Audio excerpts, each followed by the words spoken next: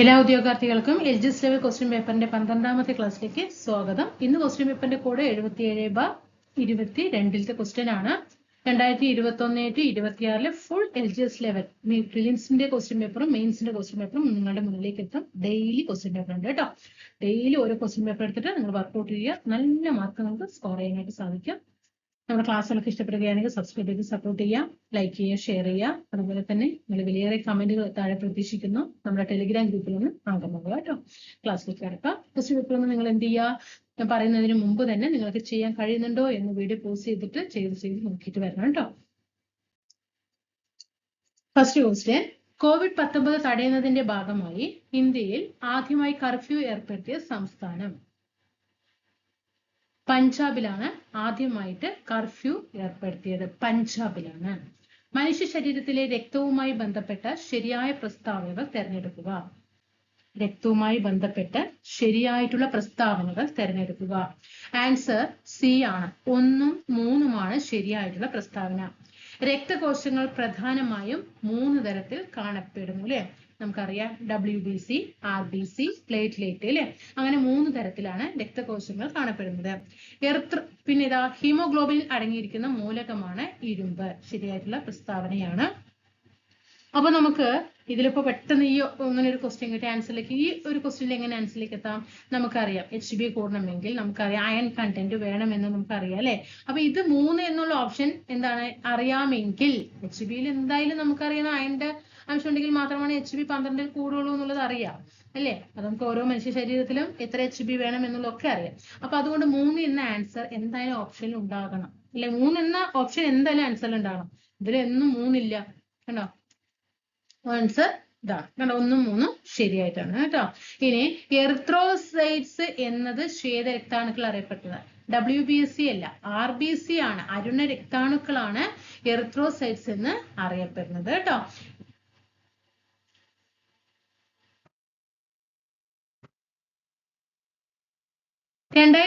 ൽ അന്തരിച്ച യശ്പാൽ ശർമ്മ ഏത് കായിക ഇനവുമായി ബന്ധപ്പെട്ടിരിക്കുന്നു?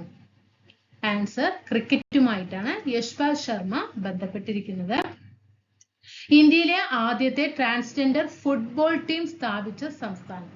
ഇന്ത്യയിലെ ആദ്യത്തെ ട്രാൻസ്ജെൻഡർ ഫുട്ബോൾ ടീം സ്ഥാപിച്ച സംസ്ഥാനം മണിപ്പൂരാണ്. ഇന്ത്യയുടെ 2ാമത്തെ ചാന്ദ്ര പര്യവേഷണ ദൗത്യമായ ചന്ദ്രയാൻ 2 വിക്ഷേപിച്ചത് എന്നാണ്?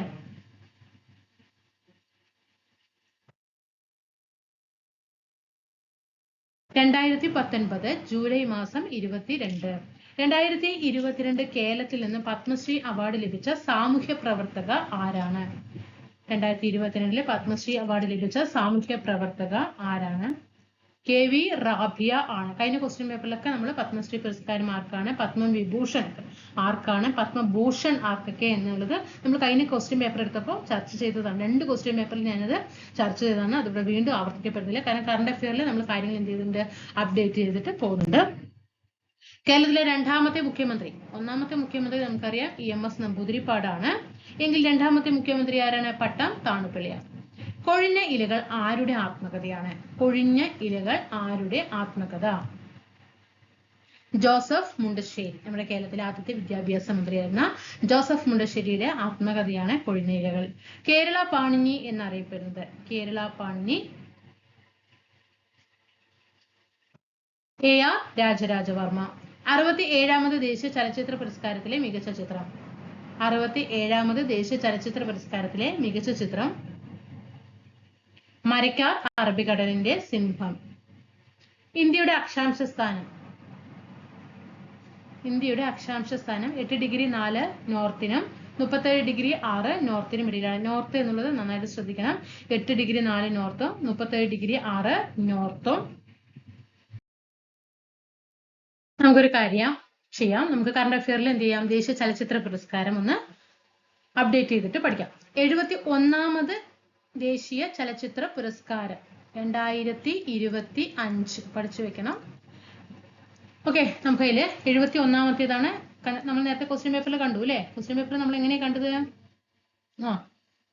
വർഷമല്ല തന്നിരിക്കുന്നത്, എത്രാമത്തെ എന്നാണ് എന്ത് ചെയ്തിരിക്കുന്നത്? PSC ചോദിച്ചിരിക്കുന്നത്. അപ്പൊ നമ്മളത് പഠിച്ചേ പറ്റും. അപ്പൊ 71ാമത്തെ നാഷണൽ ഫിലിം അവാർഡ് 2025 മികച്ച നടനായിട്ട് തെരഞ്ഞെടുക്കപ്പെട്ടത് ഷാരൂഖ് ഖാൻ ആണ്, ജവാൻ എന്ന ഫിലിമിനെ ആസ്പദമാക്കി. പിന്നെ ഒരു നടൻ, രണ്ടുപേർക്കാണ് കേട്ടോ, ഷാരൂഖ് ഖാനും ആൻഡ് വിക്രാന്ത് മാസിക്കുമാണ്. ഷാരൂഖ് ഖാന് ജവാൻ എന്ന സിനിമയ്ക്ക് അർഹനാക്കി, വിക്രാന്ത് മാസിക്ക് 12th ഫെയിൽ എന്ന സിനിമയ്ക്കാണ് അർഹനാക്കിയത്. അപ്പൊ മികച്ച നടന്മാർ, ദേശീയ ചലച്ചിത്ര പുരസ്കാരം 71ാമത് ദേശീയ ചലച്ചിത്ര പുരസ്കാരത്തിൽ മികച്ച നടന്മാരായി തെരഞ്ഞെടുക്കപ്പെട്ടത് ഷാരൂഖ് ഖാൻ ആൻഡ് വിക്രാന്ത് മാസി. ഷാരൂഖ് ഖാനെ ജവാൻ എന്ന ഫിലിമിനും വിക്രാന്ത് മാസിക്ക് 12th ഫെയിൽ എന്ന സിനിമയ്ക്കുമാണ് എന്ത് ചെയ്തത്, പുരസ്കാരം അർഹനാക്കിയത്. ഇനി മികച്ച നടി റാണി മുഖർജിക്കാണ് film Mrs Chatterjee versus Norway. മികച്ച നടിയായിട്ട് തെരഞ്ഞെടുക്കപ്പെട്ടത് Rani Mukherjee, Mrs Chatterjee versus Norway. മികച്ച ഫീച്ചർ ഫിലിം 12th ഫെയിലിനാണ് കിട്ടിയത്. മികച്ച ജനപ്രിയ ചിത്രം റോക്കി ഔർ റാണി കി പ്രേം കഹാനി. മികച്ച ജനപ്രിയ ചിത്രം ഏതാണ്? റോക്കി ഔർ റാണി കി പ്രേം കഹാനി. മികച്ച മലയാള ഫിലിം ഏതാണ്? മികച്ച മലയാള ഫിലിമിനുള്ള ദേശീയ ചലച്ചിത്ര പുരസ്കാരം ഉള്ളൊഴുക്ക് എന്ന സിനിമയ്ക്കാണ്. ഊർവശിയും പാർവതി തിരുവോത്തും അഭിനയിച്ച ഉള്ളൊഴുക്കിനാണ്. ആ ഉള്ളൊഴുക്കിലെ കഥാപാത്രങ്ങളായ ഊർവശിക്ക് മികച്ച സഹനടിക്കുള്ള ദേശീയ ചലച്ചിത്ര പുരസ്കാരം ലഭിച്ചു. മികച്ച സഹനടനുള്ള പുരസ്കാരം വിജയരാഘവന് ലഭിച്ചു. അത് പൂക്കാലം എന്ന സിനിമയിലൂടെയാണ് അർഹനാക്കിയത് കേട്ടോ. കാരണം ഫിലിം പഠിച്ചു വെക്കണം ബ്രാക്കറ്റില്, കാരണം അങ്ങനെയായിരിക്കും ചോദ്യങ്ങൾ വരിക. അപ്പൊ 71ാമത് ദേശീയ ചലച്ചിത്ര പുരസ്കാരം 2025 പ്രഖ്യാപിച്ചു. മികച്ച നടനായിട്ട് ആരൊക്കെയാണ്? ഷാരൂഖ് ഖാനും വിക്രാന്ത് മാസിയാണ്. ഷാരൂഖ് ഖാനെ അർഹനാക്കിയത് ജവാൻ എന്ന ഫിലിമിനാണ്, വിക്രാന്ത് മാസിക്കോ 12th ഫെയിലിനാണ്. മികച്ച നടിയായിട്ട് റാണി മുഖർജിയെ തെരഞ്ഞെടുത്തു. ഏത് സിനിമയിലൂടെ? Mrs Chatterjee versus Norway. മികച്ച ഫീച്ചർ ഫിലിം 12th ഫെയിലാണ്. മികച്ച ജനപ്രിയ ചിത്രം റോക്കി ഔർ റാണി കി പ്രേം കഹാനി. മികച്ച മലയാള ഫിലിം ഉള്ളൊഴുക്കാണ്. ആ ഉള്ളൊഴുക്കിലെ സിനിമയിലൂടെ ഊർവശിക്ക് മികച്ച സഹനടിക്കുള്ള പുരസ്കാരം ലഭിച്ചു. പൂക്കാലം എന്ന സിനിമയിലൂടെ വിജയരാഘവന് മികച്ച സഹനടനുള്ള പുരസ്കാരവും ലഭിച്ചു. അടുത്തത് ലഡാക്കില് ഏറ്റവും തണുപ്പുള്ള ജനവാസ സ്ഥലം ഏതാണ്? ലഡാക്കില് ദ്രാസ് മേഖലയാണ് അല്ലെ. ലഡാക്കിലെ എവിടെയാണ്? ദ്രാസ് മേഖലയാണ് ഏറ്റവും തണുപ്പുള്ള ജനവാസ സ്ഥലം. ഇന്ത്യയിലെ ശീത മരുഭൂമി ഏതാണ്? ഇന്ത്യയിലെ ഏറ്റവും തണുപ്പ് ലഡാക്ക് ആണ്. എവറസ്റ്റ് കൊടുമുടി സ്ഥിതി ചെയ്യുന്ന രാജ്യം നേപ്പാളാണ്. ദേശീയ ജലപാത അതായത് നാഷണൽ വാട്ടർവേ 1 ബന്ധിപ്പിക്കുന്നത് അലഹാബാദ് ഹാൽഡിയ ആണ്. Allahabad Haldia. Sadiya Dhubri NW2, Kollam Kottappuram NW3, Kakinada Puducherry NW4. Visvesvaraya iron and steel works limited സ്ഥിതി ചെയ്യുന്നത് എവിടെയാണ്? Visvesvaraya iron and steel works limited സ്ഥിതി ചെയ്യുന്നത് എവിടെയാണ്? കർണാടകയിലാണ്. ഏതുതരം കൽക്കരിയാണ് തമിഴ്നാട്ടിലെ നെയ്വേലിയിൽ കാണപ്പെടുന്നത്? തമിഴ്നാട്ടിലെ നെയ്വേലിയിൽ കാണപ്പെടുന്ന കൽക്കരി ഏതാണ്? ലിഗ്നൈറ്റ് ആണ്. ഇന്ത്യയിലെ ഏറ്റവും വലിയ കൽക്കരി പാടം സ്ഥിതി ചെയ്യുന്നത് ജാറിയാണ്. ഇന്ത്യയിലെ ആദ്യമായി പെട്രോളിയം ഖനനം നടന്നത് എവിടെ? ഇന്ത്യയിൽ ആദ്യമായിട്ട് പെട്രോളിയം ഖനനം നടന്നത് എവിടെയാണ്? ദിഗ്ബോയിലാണ് ആദ്യത്തെ പെട്രോളിയം ഖനനം നടന്നത്. ഏറ്റവും വലിയ പെട്രോളിയം ഖനനം നടക്കുന്നത് മുംബൈ ഹൈയിലാണ്. കൊങ്കൺ റെയിൽവേ ബന്ധിപ്പിക്കുന്നത് റോഹ ടു മംഗലാപുരം. ഇന്ത്യൻ ഭരണഘടനയിലെ മൗലിക അവകാശങ്ങളുമായി ബന്ധപ്പെട്ട പ്രസ്താവനകളാണ് ചുവടെ നൽകിയിരിക്കുന്നത്. ശരിയായവ തിരഞ്ഞെടുക്കുക. ഭാഗം 3 ഉൾപ്പെടുത്തിയിരിക്കുന്നു. ശരിയായ പ്രസ്താവനയാണ്. ഇവിടെ ചോദ്യം എന്താ? ശരിയായവ. അപ്പൊ 1 ശരിയാണ്. അപ്പൊ ആൻസറിൽ എന്തായാലും 1 ഉണ്ടാകണം അല്ലേ? അപ്പൊ എല്ലാവരുടെ ഓപ്ഷനിലും 1 ഉണ്ട്. അപ്പൊ നമുക്ക് അവിടെ ഒന്നും ചെയ്യാനില്ല. റഷ്യൻ ഭരണഘടനയിൽ നിന്നാണ് കടം കൊട്ടിക്കുന്നത്. തെറ്റാണ്. ഏതാണ്? അമേരിക്കൻ ഭരണഘടനയിൽ നിന്നാണ്. അപ്പൊ 2 വരുന്ന ഓപ്ഷനൊക്കെ മാറ്റിക്കോ. 2 വരുന്നതൊക്കെ മാറ്റുക കേട്ടോ. ന്യായവാദത്തിന് അർഹമായതാണ്. ജസ്റ്റിക്കബിൾ ആണോ?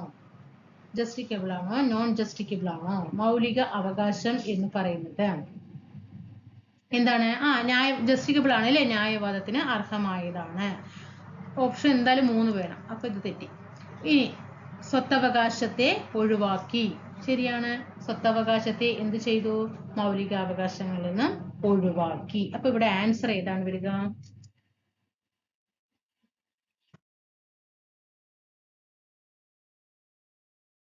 1, 3, 4 അല്ലേ?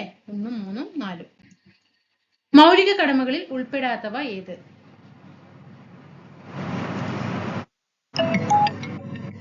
ഡി ആണ്.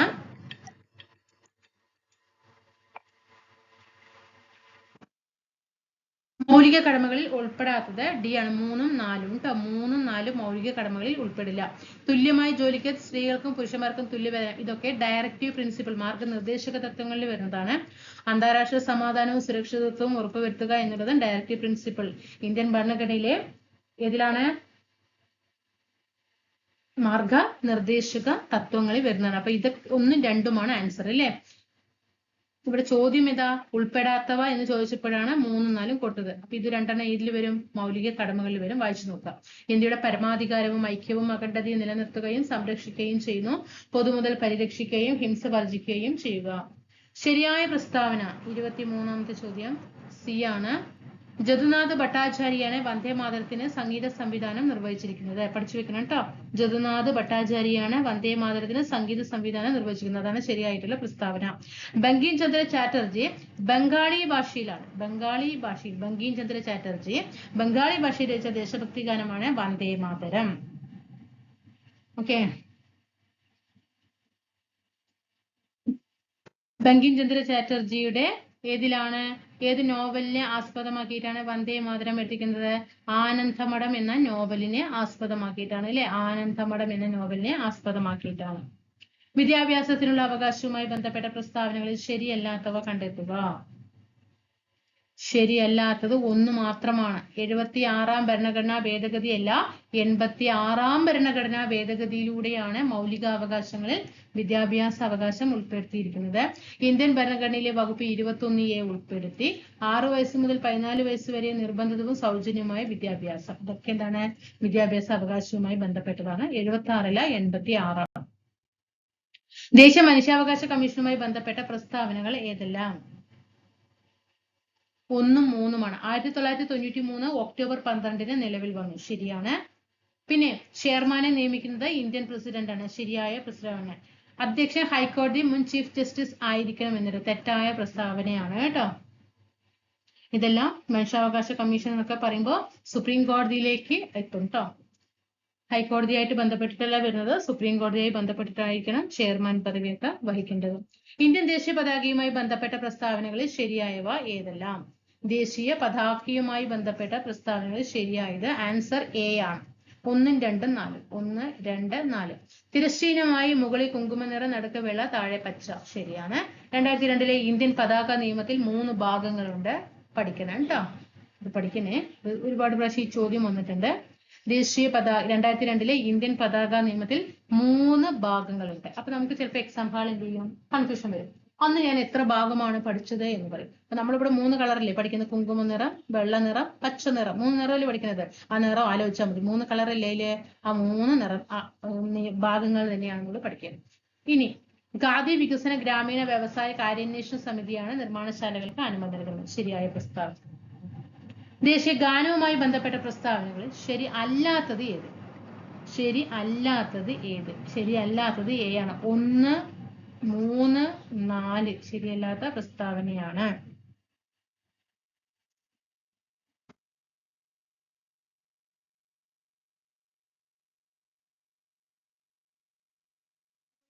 നോക്കിക്കേ. ആദ്യമായി ആലപിച്ചത് സരളാദേവി ചൗധരി റാണിയാണ് കേട്ടോ. ദേശീയഗാനം ജനഗണമന ആദ്യമായിട്ട് ആലപിച്ചത് സരളാദേവി ചൗധരി ആണ്. 1950 ജനുവരി 24-നൊക്കെയാണ്. ഇവിടെ 1929 നമ്മുടെ കൽക്കട്ട മദൻമോഹൻ അധ്യക്ഷതയിലുള്ള INC സമ്മേളനത്തിലൊന്നും അല്ല, കൽക്കത്ത സമ്മേളനത്തിൽ വെച്ചിട്ടാണ് എന്ത് ചെയ്യുന്നത്? ഇവിടെ ദേശീയഗാനം ആദ്യമായിട്ട് ആലപിക്കുന്നത് കേട്ടോ. ആരാണ് ആദ്യമായിട്ട് ആലപിച്ചത്? സരളാദേവി ചൗധരി ആണ്. കേന്ദ്ര വിവരാവകാശ കമ്മീഷനിൽ മുഖ്യ വിവരാവകാശ കമ്മീഷണർമാരായ 2 വനിതകൾ ആരെല്ലാം? കേന്ദ്ര വിവരാവകാശ കമ്മീഷനിൽ മുഖ്യ വിവരാവകാശ കമ്മീഷണർമാരായ 2 വനിതകൾ ആരെല്ലാം? സുഷമ സിംഗും ദീപക് സന്ധു. സുഷമ സിംഗ് ആൻഡ് ദീപക് സന്ധു ആണ് മുഖ്യ വിവരാവകാശ കമ്മീഷണർമാരായിട്ടുള്ള വനിതകൾ. നേക ശർമ്മയൊക്കെ മനുഷ്യാവകാശ കമ്മീഷനിൽ വരുന്നതാണ് കേട്ടോ. ശരിയായ ജോഡി ഏത്?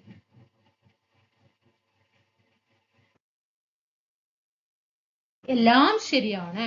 മസ്ദൂർ കിസാൻ ശക്തി സംഘടൻ MKSS വിവരാവകാശത്തിന് വേണ്ടിയിട്ടുള്ള പ്രസ്ഥാനമാണ്. സ്വത്തവകാശ നിയമപരമായിട്ടുള്ള അവകാശമാണ്, ശരിയാണ്. ബഹുമതികൾ റദ്ദാക്കൽ അത് മൗലിക അവകാശത്തിൽ വരുന്നതാണ്. ഇന്ത്യൻ ഭരണഘടനയിലെ 4A മൗലിക കടമകളെ കുറിച്ച് പറയുന്നത്. ദേശീയ മുദ്രയായി അശോക സ്തംഭത്തെ അംഗീകരിച്ചത് എന്നാണ്. ദേശീയ മുദ്രയായി അശോക സ്തംഭത്തെ അംഗീകരിച്ചത് എന്നാണ്. 1950 ജനുവരി 26. പ്രവർത്തിക്കുക അല്ലെങ്കിൽ മരിക്കുക എന്ന മുദ്രാവാക്യം ഗാന്ധിജി ഏത് പ്രക്ഷോഭവുമായി ബന്ധപ്പെട്ടതാണ്? ക്വിറ്റ് ഇന്ത്യ പ്രസ്ഥാനം. ഗാന്ധിജിയുടെ രാഷ്ട്രീയ ഗുരു ഗോപാലകൃഷ്ണ ഗോഖലെയാണ് അദ്ദേഹം രാഷ്ട്രീയ ഗുരുവായിട്ട് തെരഞ്ഞെടുത്തത്. സരെ ജഹാൻ സെ അച്ഛ രചിച്ചത് മുഹമ്മദ് ഇക്ബാലാണ്. താഴെ പറയുന്ന പ്രസ്താവനകളിൽ 1929 കോൺഗ്രസിന്റെ ലാഹോർ സമ്മേളനവുമായി ബന്ധമില്ലാത്ത ശരിയായ ജോഡി തിരഞ്ഞെടുക്കുക. ബന്ധമില്ലാത്തതാണ് ചോദിച്ചിരിക്കുന്നത്. ബന്ധമില്ലാത്തത് 1ഉം 4ഉമാണ്. ഗാന്ധിജിയെയല്ല, ജവഹർലാൽ നെഹ്റുവിനെയാണ് കോൺഗ്രസിന്റെ പ്രസിഡന്റ് ആയിട്ട് തെരഞ്ഞെടുക്കുന്നത്. ഇത് തെറ്റായ പ്രസ്താവനയാണ്. പിന്നെ ഇവിടെ തെറ്റാൻ കാരണം നെഹ്റുവിന്റെ നേതൃത്വത്തിൽ ഒരു സിവിൽ നിയമലംഘന പ്രസ്ഥാനം ആരംഭിക്കാൻ തീരുമാനിച്ചു. നെഹ്റുവിന്റെ നേതൃത്വത്തിലല്ല, ഗാന്ധിജിയുടെ നേതൃത്വത്തിലാണ് ഒരു സിവിൽ നിയമലംഘന പ്രസ്ഥാനം ആരംഭിക്കാൻ തീരുമാനിച്ചത്. 1930 ജനുവരി 26 സ്വാതന്ത്ര്യ ദിനമായി രാജ്യമെമ്പാടും കൊണ്ടാടാൻ തീരുമാനിച്ചു. 1929 ലാഹോർ സമ്മേളനത്തിൽ കേട്ടോ. ഇത് പഠിച്ചു വെക്കുന്നത് ഇതൊക്കെ ശരിയായിട്ടുള്ളതാണ്. കോൺഗ്രസിന്റെ അന്തിമ ലക്ഷ്യം പൂർണ്ണ സ്വരാജ് ആണെന്ന് പ്രഖ്യാപിക്കപ്പെട്ട സമ്മേളനവും 1929 ലാഹോർ സമ്മേളനമാണ്. നെഹ്റുവിനെ കോൺഗ്രസിന്റെ പ്രസിഡന്റായിട്ട് തെരഞ്ഞെടുത്തു. ഗാന്ധിജിയുടെ നേതൃത്വത്തിൽ ഒരു സിവിൽ നിയമലംഘന പ്രസ്ഥാനം ആരംഭിക്കാൻ തീരുമാനിച്ചു. ഇതൊക്കെ 1929 ലാഹോർ സമ്മേളനവുമായി ബന്ധപ്പെട്ടതാണ്. 1927 ചൗരി ചൗര സംഭവത്തെ തുടർന്ന് പിൻവലിച്ച ദേശീയ പ്രക്ഷോഭം ഏതാണ്? നിസ്സഹകരണ സമരം. 1920 നിസ്സഹകരണ സമരമാണ് പിൻവലിച്ചത്. 1928 സർദാർ വല്ലഭായ് പട്ടേൽ ഗുജറാത്തിലെ കർഷകർക്ക് വേണ്ടി സംഘടിപ്പിച്ച സത്യാഗ്രഹമാണ് ബർദോളി സത്യാഗ്രഹം. ഹോം റൂൾ പ്രസ്ഥാനവുമായി ബന്ധമുള്ള നേതാക്കളുടെ ശരിയായ ജോഡി. ഹോം റൂൾ പ്രസ്ഥാനം ആനി ബസന്റ് ആൻഡ് ബാലഗംഗാധര തിലകനാണ്. ആനി ബസന്റ് ആൻഡ് ബാലഗംഗാധര തിലകനാണ്. മുസ്ലിങ്ങൾക്ക് പ്രത്യേക നിയോജക മണ്ഡലങ്ങൾ അനുവദിച്ച നിയമം. മുസ്ലിങ്ങൾക്ക് പ്രത്യേക നിയോജക മണ്ഡലങ്ങൾ അനുവദിച്ച നിയമം CRTയിൽ കിടക്കുന്നുണ്ട് കേട്ടോ. Minto Morley പരിഷ്കാരമാണ്. ഗാന്ധിജി വെടിയേറ്റ് മരിച്ച വർഷം 1948 ജനുവരി മാസം 30-ാം തീയതിയാണ്. അതിർത്തി ഗാന്ധി എന്ന പേരിൽ അറിയപ്പെടുന്ന നേതാവ് അതിർത്തി ഗാന്ധി ഖാൻ അബ്ദുൽ ഗാഫർ ഖാൻ. ചെമ്പഴന്തി ഗ്രാമത്തിൽ ജനിച്ച കേരളത്തിലെ സാമൂഹ്യ പരിഷ്കർത്താവ്. ചെമ്പഴന്തി ഗ്രാമത്തിൽ ജനിച്ചത് ശ്രീനാരായണ ഗുരു. കേരളത്തിലെ ഉപ്പു സത്യാഗ്രഹം നടന്ന സ്ഥലം പയ്യന്നൂരാണ്. 1.25 കോടി മലയാളികൾ എന്ന കൃതിയുടെ കർത്താവ് EMS നമ്പൂതിരിപ്പാട്. 1.25 കോടി മലയാളികൾ. പ്രഭാതം ഇതൊക്കെ ആരുടേതാണ്? EMS നമ്പൂതിരിപ്പാടിൻ്റെതാണ്. ചുവടെ കൊടുത്തിരിക്കുന്നതിൽ മലബാർ കലാപവുമായി ബന്ധമില്ലാത്ത ശരിയായ ജോഡി. ബന്ധമില്ലാത്തത് മലബാർ കലാപവുമായി ബന്ധപ്പെട്ടിട്ട് C ആണ് കേട്ടോ. 1ഉം 3ഉം മലബാർ കലാപവുമായി ബന്ധപ്പെട്ടിട്ട് അല്ല. 1ഉം 3ഉം. ജാലിയൻവാലാബാഗ് കൂട്ടക്കൊലയ്ക്ക് കാരണം റൗലറ്റ് നിയമമാണ്. റൗലറ്റ് നിയമമാണ്. 1919 ഏപ്രിൽ 13 നടന്ന സംഭവമാണ് ജാലിയൻവാലാബാഗ് കൂട്ടക്കൊല. അപ്പൊ അതല്ല. വാഗൺ ട്രാജഡി മലബാർ കലാപവുമായി ബന്ധപ്പെട്ട് കിടക്കുന്നു. വാഗൺ ട്രാജഡി 1921 മലബാർ കലാപം നടക്കുന്നത്. 1921 തന്നെയാണ് വാഗൺ ട്രാജഡി നടക്കുന്നത്. വാര്യംകുന്നത്ത് കുഞ്ഞഹമ്മദ് ഹാജി, സീതി കോയ തങ്ങൾ എന്നിവർ നേതാക്കന്മാരായിരുന്നു. ശരിയായ പ്രസ്താവന. ഇതൊക്കെ മലബാർ കലാപവുമായി ബന്ധപ്പെട്ടിട്ട് ഈ 2 കാര്യങ്ങൾ പഠിച്ചു വെക്കുക കേട്ടോ. വാഗൺ ട്രാജഡിയും വാര്യംകുന്നത്ത് കുഞ്ഞഹമ്മദ് ഹാജി, സീതി കോയ തങ്ങൾ എന്നിവർ നേതാക്കന്മാരായതും പഠിച്ചു. കല്ലുമാല സമരം സംഘടിപ്പിച്ചത് അയ്യങ്കാളി. സവർണജാഥ സംഘടിപ്പിച്ച സാമൂഹ്യ പരിഷ്കർത്താവ്. വൈക്കം സത്യാഗ്രഹത്തോടനുബന്ധിച്ച് 1924 മന്നത്ത് പത്മനാഭനാണ് സവർണജാഥ സംഘടിപ്പിച്ചത്. താഴെ പറയുന്നവ ശരിയായ കാലഗണന ക്രമത്തിലുള്ളത് കണ്ടെത്തുക. D ആണ് കേട്ടോ ശരിയായ കാലഗണന ക്രമം. വൈക്കം സത്യാഗ്രഹം 1924, ഗുരുവായൂർ സത്യാഗ്രഹം 1930, ക്ഷേത്രപ്രവേശന വിളംബരം 1936, 1947 പാലിയം സത്യാഗ്രഹം. പുന്നപ്ര വയലാർ സമരം നടന്ന വർഷം 1946. ആധുനിക കാലത്തെ മഹാത്ഭുതം എന്ന് വിശേഷിപ്പിച്ചത് ഗാന്ധിജി വിശേഷിപ്പിച്ച സംഭവം ക്ഷേത്രപ്രവേശന വിളംബരം. അടുക്കളയിൽ നിന്ന് മരങ്ങത്തേക്ക് എന്ന നാടകം BT ഭട്ടതിരിപ്പാട്. കേരളത്തിലെ ഏറ്റവും വലിയ കായൽ വേമ്പനാട്ട് കായൽ. കേരളത്തിലെ ഏറ്റവും വലിയ ശുദ്ധജല തടാകം ശാസ്താംകോട്ട കായൽ. കേരളത്തിലെ കടൽത്തീരത്തിന്റെ ദൈർഘ്യം 580 കിലോമീറ്റർ. കേരളത്തിൽ കിഴക്കോട്ട് ഒഴുകുന്ന നദികളുടെ ശരിയായ ജോഡി താഴെ കൊടുത്തിരിക്കുന്നതിൽ നിന്നും തിരഞ്ഞെടുക്കുക. ശരിയായ ജോഡി ഭവാനിയും പാമ്പാറും അല്ലെ. കബനി, ഭവാനി, പാമ്പാർ. ഈ 3 നദികളാണ് കേരളത്തിൽ കിഴക്കോട്ട് ഒഴുകുന്നത്. കേരളത്തിൽ എത്ര നദികളാണ്? 44. 44 3 കിഴക്കോട്ട്, ബാക്കി 41 പടിഞ്ഞാറോട്ട്. അപ്പൊ ഭവാനിയും പാമ്പാറും 2ഉം 3ഉമാണ് ശരിയായിട്ടുള്ള പ്രസ്താവന.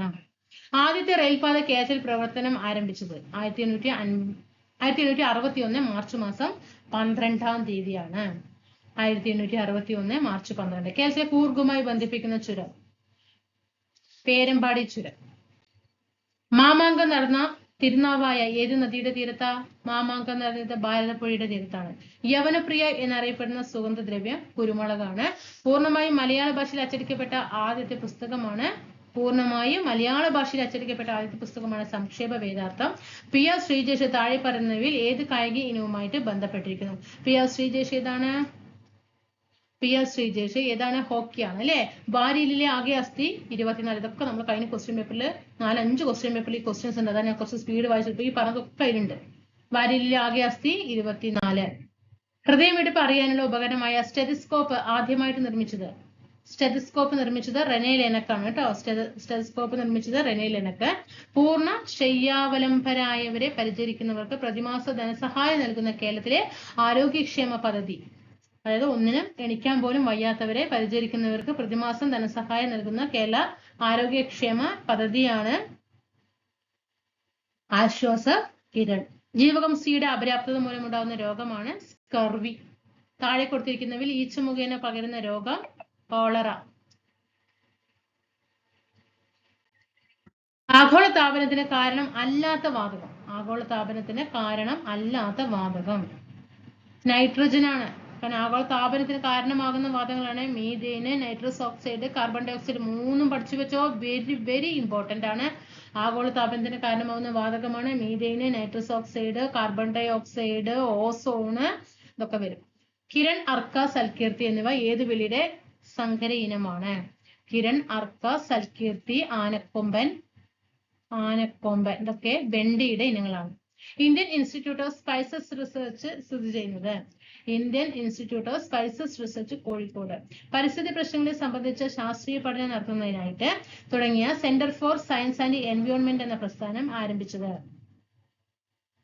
അനിൽ അഗർവാൾ ആണ്. പരിസ്ഥിതി പ്രശ്നങ്ങളെ സംബന്ധിച്ച് ശാസ്ത്രീയ പഠനം നടത്തുന്നതിനായി തുടങ്ങിയ centre for science and environment എന്ന പ്രസ്ഥാനം ആരംഭിച്ചത്. സൈലന്റ് വാലി ദേശീയ പാർക്കായിട്ട് പ്രഖ്യാപിച്ച ഇന്ത്യൻ പ്രധാനമന്ത്രി ആര്? സൈലന്റ് വാലിയെ ദേശീയ പാർക്കായിട്ട് പ്രഖ്യാപിച്ച ഇന്ത്യൻ പ്രധാനമന്ത്രി ഇന്ദിരാഗാന്ധിയാണ്. 1984 സൈലന്റ് വാലിയെ ദേശീയ പാർക്കായിട്ട് ഇന്ദിരാഗാന്ധി പ്രഖ്യാപിച്ചത്. എന്നിട്ട് രാജീവ് ഗാന്ധി 1985 അത് ഉദ്ഘാടനം ചെയ്യുകയും ചെയ്തു. ഇരുമ്പിന്റെ ധാതു അല്ലാത്തത് ഏത്? ബോക്സൈറ്റ്. അലുമിനിയത്തിന്റെ ധാതുവാണ് ബോക്സൈറ്റ് കേട്ടോ. അലുമിനിയത്തിന്റെ ധാതുവാണ് ബോക്സൈറ്റ്. അപ്പൊ ഇരുമ്പിന്റെ അയിരുകളൊക്കെ പഠിച്ച ഹെമറ്റൈറ്റ്, മാഗ്നറ്റൈറ്റ്, സിഡറൈറ്റ്. താഴെ തന്നിരിക്കുന്ന പ്രസ്താവനകളിൽ ശരിയായത് ഏതെല്ലാം? 1, 3. ബിത്തിയോനൻ ആന്റിസെപ്റ്റിക് ആണ്. ഫിനോള് ഡിസിൻഫെക്റ്റന്റ് ആണ്. ബിത്തിയോനൽ ആന്റിസെപ്റ്റിക് ആണ്.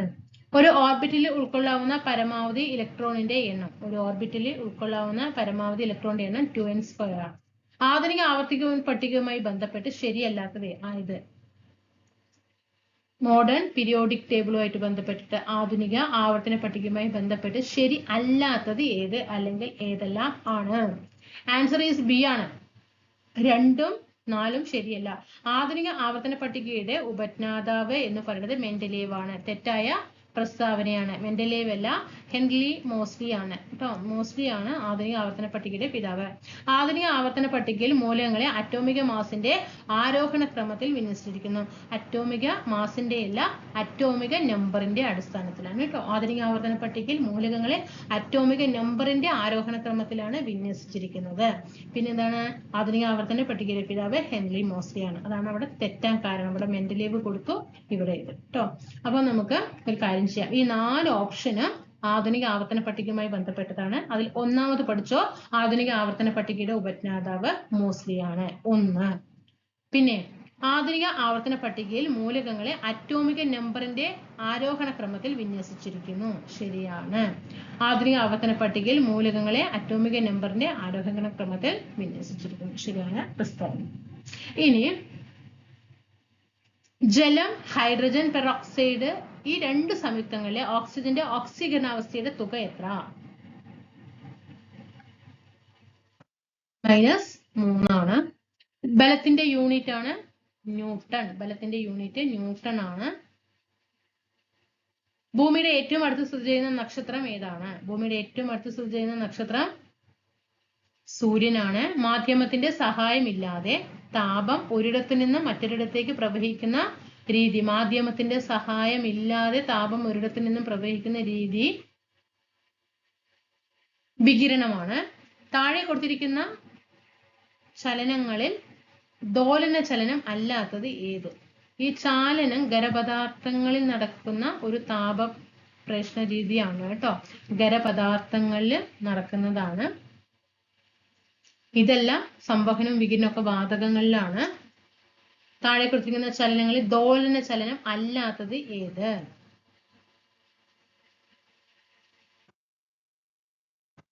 അപ്പോ ദോലന ചലനങ്ങൾക്ക് ഇത് ആൻസർ ഇതാണ്. അപ്പൊ ദോലന ചലനങ്ങൾക്ക് ഉദാഹരണം എന്താ? ഇതെല്ലാം കേട്ടോ. ഇത് 3 പ്രീവിയസ് ചോദ്യങ്ങളാണ്. ഒരുപാട് പ്രാവശ്യം ചോദിച്ച ക്വസ്റ്റ്യൻ ആണ്. ക്ലോക്കിന്റെ പെൻഡുലത്തിന്റെ ചലനം. ക്ലോക്കിൽ ആ താഴെ ഒരു സാധനം ഇങ്ങനെ അങ്ങോട്ടും ഇങ്ങോട്ടും കിടക്കുന്നുണ്ടാവും അല്ലെ? അതെന്താ? ദോലന ചലനത്തിന് ഉദാഹരണമാണ്. ഊഞ്ഞാല് നമ്മളെങ്ങനെയാ മേലോട്ട് പോകും, താഴോട്ട് വരും, താഴോട്ട് പോകും, അങ്ങനെയല്ലേ? അങ്ങോട്ടും ഇങ്ങോട്ടും അല്ലേ? ഊഞ്ഞാലിന്റെ ചലനം ദോലന ചലനത്തിന് ഉദാഹരണമാണ്. വലിച്ചു കെട്ടിയ റബ്ബർ ബാൻഡിൽ വിരൽ കൊണ്ട് തട്ടുമ്പോൾ ഉണ്ടാകുന്ന ചലനം എന്താണ്? ദോലന ചലനത്തിന് ഉദാഹരണമാണ്. ഓക്കെ. അപ്പൊ നമ്മൾ ഇന്ന് 78/22 ക്വസ്റ്റ്യൻ പേപ്പർ കഴിഞ്ഞു. നമ്മൾ 21-ത്തെ LGS ലെവൽ ക്വസ്റ്റ്യൻ പേപ്പർ കഴിഞ്ഞു കേട്ടോ. 2022-ത്തെ കഴിഞ്ഞുകൊണ്ടേയിരിക്കുന്നു. 23-ലേക്ക് കടക്കാനായി കേട്ടോ. അങ്ങനെ 26 വരെയുള്ള LGS ലെവലിന്റെ പ്രിലിംസും മെയിൻസും അടങ്ങിയ ക്വസ്റ്റ്യൻ പേപ്പർ മുന്നിലേക്ക് എത്തും. പൂർണ്ണമായ സപ്പോർട്ട് പ്രതീക്ഷിക്കുന്നു. എല്ലാ കൂട്ടുകാരും സമയങ്ങൾ പ്രയോജനപ്പെടുത്തുക, പഠിക്കുക, ഈ വർഷം നിങ്ങളുടേതാക്കി മാറ്റുക.